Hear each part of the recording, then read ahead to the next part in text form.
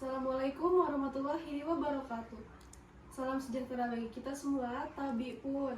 Sebelumnya izin memperkenalkan diri, nama saya Isabella Nindya Kalista dengan NPM 25130411072 dari kelas 1B. Di sini saya akan presentasi mengenai cara komunikasi yang efektif untuk memenuhi tugas dari mata kuliah pembelajaran berbicara dengan dosen pengampu Ibu Eka Sofia Agustina MPD dan Ibu Siska Meirita MPD.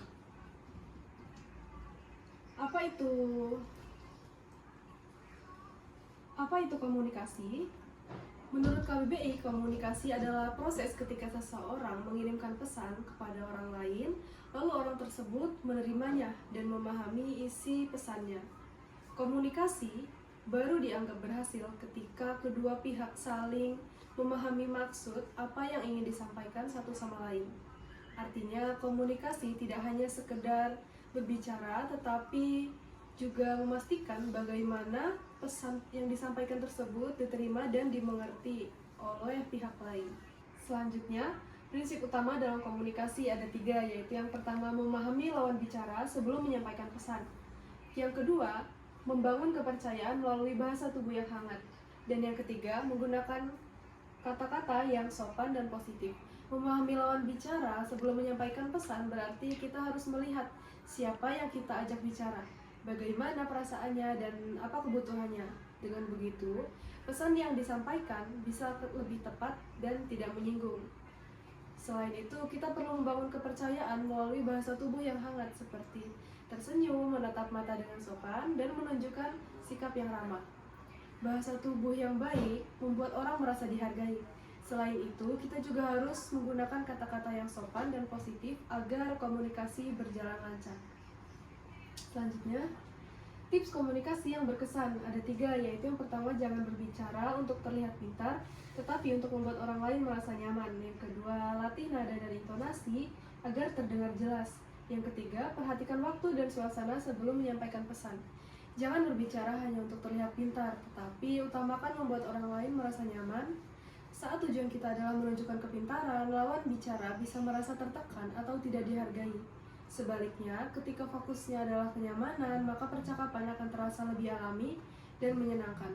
Selain itu, penting untuk melatih nada dan intonasi agar terdengar jelas dan tulus. Suara yang lembut dan stabil akan membuat pesan lebih mudah diterima oleh orang lain. Terakhir, perhatikan waktu dan suasana sebelum menyampaikan pesan, karena tidak semua hal bisa dikatakan kapan saja. Perlu memilih momen dan waktu yang tepat agar pesan bisa diterima tanpa menyinggung dan menimbulkan salah paham. Selanjutnya, manfaat menguasai seni berbicara ada 4, yaitu yang pertama, meningkatkan kualitas hubungan sosial, yang kedua, membangun kepercayaan di lingkungan kerja, yang ketiga, membantu menyampaikan ide dengan lebih jelas dan efektif, dan yang keempat, meningkatkan rasa percaya diri. Kemampuan berbicara yang baik dapat meningkatkan kualitas hubungan sosial karena kita lebih mudah memahami orang lain dan membuat mereka merasa dihargai. Selain itu, komunikasi yang efektif juga membantu membangun kepercayaan diri di lingkungan kerja, karena rekan kerja akan lebih yakin terhadap profesionalitas kita. Lalu, keterampilan berbicara yang baik juga akan membuat kita mampu menyampaikan ide dengan lebih jelas dan lebih efektif, sehingga pesan yang disampaikan tidak mudah disalahartikan. Semua hal ini pada akhirnya turut meningkatkan rasa percaya diri karena kita akan lebih merasa siap dan yakin saat berinteraksi dengan orang lain. Selanjutnya, kesimpulan.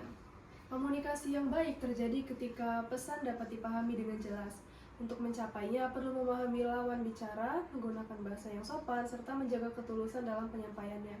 Menguasai seni berbicara tentunya membantu membangun hubungan yang lebih baik, serta meningkatkan kepercayaan pada orang lain, dan membuat ide akan tersampaikan dengan lebih efektif.